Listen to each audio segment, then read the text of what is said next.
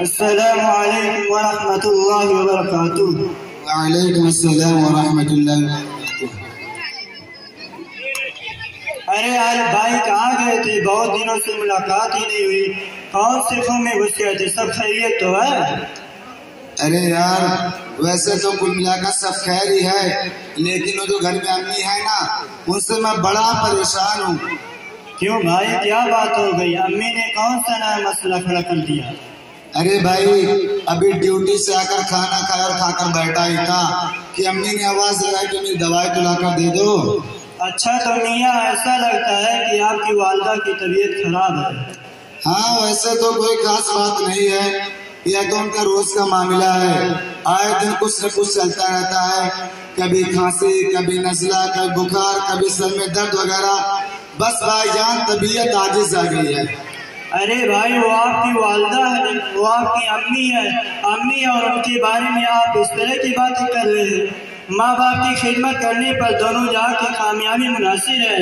ہمارے آقا حضرت محمد صلی اللہ علیہ وسلم کا فرمان ہے کہ ماں کے قدموں کے نیچے جنت ہے، اس لیے ہمیں ان کی خدمت سے جی نہیں چرانا چاہیے۔ احسانات ہیں، پورے پونے 2 سال سے پریشان ہوں، نہ رات کو چین سے سو سکتے ہیں نہ دن کو سکون، کبھی یہ کرو کبھی وہ کرو، کبھی گبرہاں جاؤ کبھی ہتھیاواں جاؤ کبھی لوٹن جاؤ۔ بھائی اس قدر پریشان ہوں کہ اگر تم میرے جگہ ہوتے تو قسم گھر چھوڑ کر چلے جاتے۔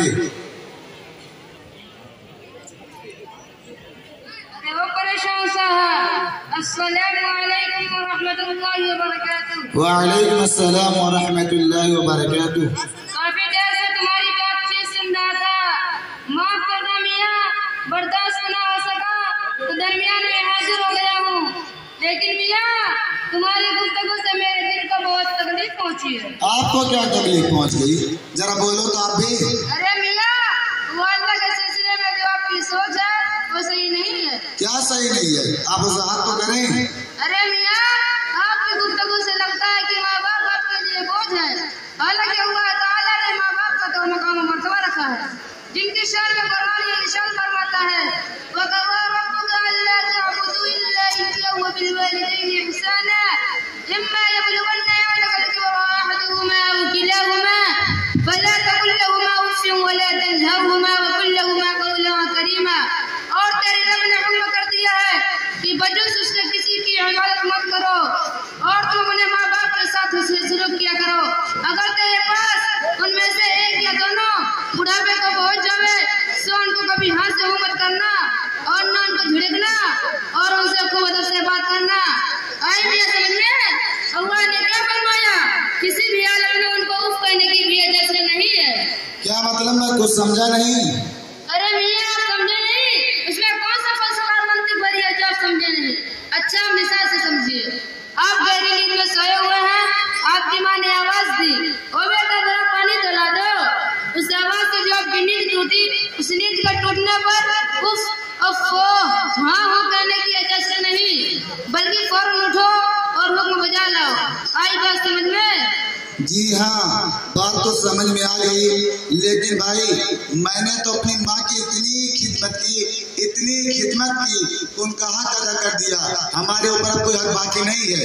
ارے میاں یہ منہ اور مسور کی دال ذرا سوچ کر بولو، تم کہتے ہو کہ میں ماں کا حق ادا کر دیا۔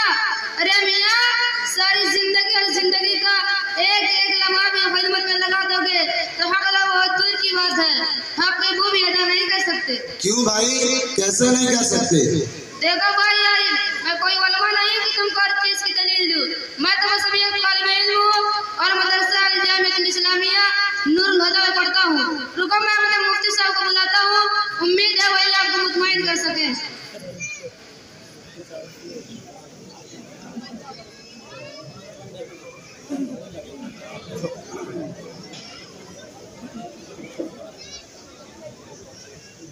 ہلو السلام علیکم ورحمۃ اللہ وبرکاتہ۔ وعلیکم السلام ورحمۃ اللہ وبرکاتہ۔ آپ کون بول رہے ہیں؟ جی میرا نام ساجد ہے، میں مدرسہ نور الہدیٰ سے ایک طالب علم بول رہا ہوں، مجھے مفتی صاحب سے بات کرنا ہے۔ السلام علیکم ورحمۃ اللہ وبرکاتہ۔ وعلیکم السلام ورحمۃ اللہ وبرکاتہ۔ مفتی صاحب آپ کہاں پر ہیں؟ جی میں پروگرام میں جا رہا تھا۔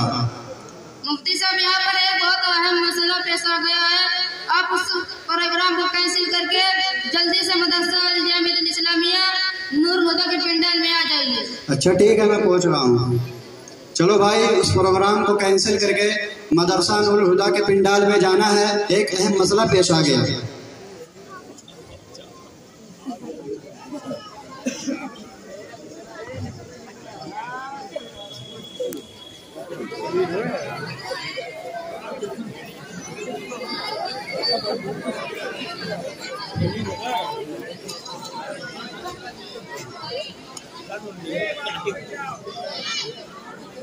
مفتی صاحب یہ عارف بھائی ہیں، ان کا کہنا ہے کہ ہم نے اپنے ماں کا حق ادا کر دیا ہے۔ اوفو عارف میاں، آپ کا کہنا ہے کہ ہم نے اپنی ماں کا حق ادا کر دیا؟ ہرگز نہیں عارف بھائی، ہرگز نہیں۔ میں آپ کو ایک حدیث سناتا ہوں۔ حضور پاک صلی اللہ علیہ وسلم کے پاس ایک نوجوان آ کر عرض کرتا ہے کہ اے اللہ کے رسول، میں آپ سے ایک سوال کرنا چاہتا ہوں، اگر آپ کی اجازت ہو تو عرض کروں۔ میرے آقا اس نوجوان کو اجازت دے دیتے ہیں۔ ذرا دھیان اور توجہ سے سنیں وہ کیا سوال ہے اور حضور پاک صلی اللہ علیہ وسلم اس کا کیا جواب دیتے ہیں۔ تو نوجوان عرض کرتا ہے کہ اے اللہ کے رسول، میری والدہ بہت بوڑھی اور کمزور تھی، میں ان کی خدمت کرتا تھا۔ ایک دن ان کے دل میں حج بیت اللہ کا شوق پیدا ہو گیا، لیکن وہ اتنی کمزور تھی کہ چل نہیں سکتی تھی۔ وہ نوجوان کہتا ہے میرے آقا، میں نے اپنی والدہ کو ایک ٹوکرے میں رکھ کر سر پر رکھا اور حج کے لیے روانہ ہو گیا۔ اسی حالت میں میں نے پورا حج کرایا۔ وہ نوجوان کہتا ہے اے اللہ کے رسول، جب میں حج سے واپس آ رہا تھا تو میری والدہ نے مجھ سے کہا کہ مجھے حاجت پیش آ رہی ہے۔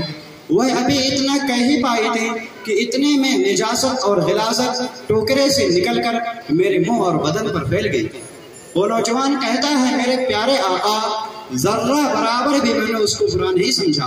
اس کے بعد سب سے پہلے اپنی والدہ کو پاک و صاف کیا، پھر اپنے آپ کو پاک و صاف کیا۔ وہ نوجوان کہتا ہے کہ اے اللہ کے رسول، میں یہ پوچھنا چاہتا ہوں، کیا میں نے اپنی والدہ کا حق ادا کر دیا؟ میرے بھائیوں اور دوستوں اور ساتھیوں، وہ نوجوان کیا سوال کر رہا ہے؟ کیا آج اتنی خدمت کا تصور ہمارے اندر ہے؟ اس نوجوان نے اپنی والدہ کی تھوڑی سی کیا خدمت کر لی، اس پر حضور پاک صلی اللہ علیہ وسلم سے پوچھ رہا ہے کیا میں نے اپنی والدہ کا حق ادا کر دیا؟ ارے مفتی صاحب، ذرا جلدی بتاؤ کہ حضور صلی اللہ علیہ وسلم نے اس کو کیا جواب دیا؟ حضور پاک صلی اللہ علیہ وسلم نے فرمایا، ارے نوجوان، حق ادا کرنا تو بہت دور کی بات ہے۔ بچے کی پیدائش کے وقت درد ذہن کی جو تکلیف ہوتی ہے، اس تکلیف میں جو پہلے چیخ نکلتی ہے، اس چیخ کا بھی تو نے حق ادا نہیں کیا۔ سنا آپ نے عارف میاں، آپ نے اپنی والدہ کی 2.25 سال کیا خدمت کر لی، اس پر احسان جتا رہے ہو۔ ذرا اللہ سے ڈرو اور اپنے ماں باپ کی عظمت کو پہچانو اور مرتے دم تک ان کی خدمت کو اپنی سعادت جانو، اور اللہ سے دعا کرو کہ اے اللہ، جس طرح انہوں نے بچپن میں مجھ پر مہربانی کی ہے تو ضعیفی میں ان پر مہربانی فرما۔ بس کیجیے مفتی صاحب، بس واقعی آپ نے میری آنکھیں کھول دی۔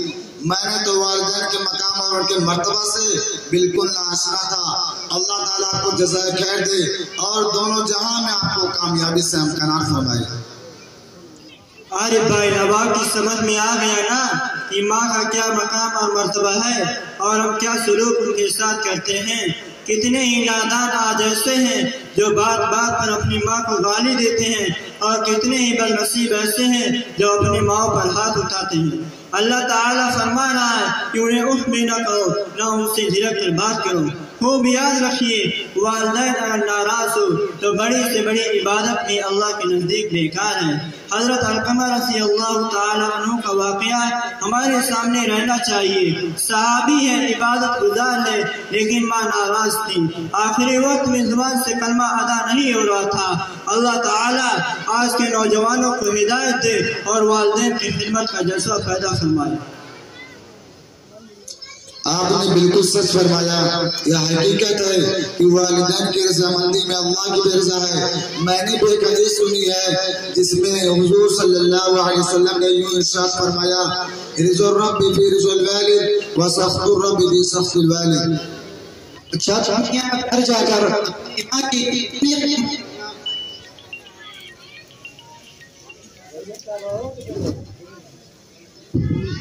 اچھا تم یہاں گھر جا کر اپنی ماں کی اتنی خدمت کرنا کہ ان کے دل سے تیرے لیے دعا نکل جائے، پھر انشاءاللہ دنیا و آخرت دونوں سنور جائے گی. میں اس مجمع میں وعدہ کرتا ہوں ان تمام باتوں پر عمل کروں گا اور یہی باتیں اپنے دوستوں کو بتاؤں گا اور انشاءاللہ گھر جا کر سب کو سناؤں گا. واقعی دوست اگر آج ایسا ہو جائے تو معاشرے میں بڑا سکون پیدا ہو جائے گا. یہ باتیں آپ حضرات بھی بہت غور سے سنیں، یہ ہم سب کے لیے ہے.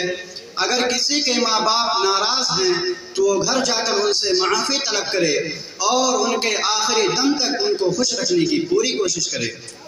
اچھا آپ لوگوں کا بہت بہت شکریہ کہ آپ نے ماں باپ کے حقوق بتا کر مجھے اللہ کی ناراضی سے بچا لیا، ورنہ میری دنیا و آخرت دونوں تباہ ہو جاتے ہیں. اللہ آپ حضرات کو جزائے خیر دے. اچھا چلتا ہوں، پھر ملاقات ہوگی. السلام علیکم. وعلیکم السلام ورحمۃ اللہ وبرکاتہ.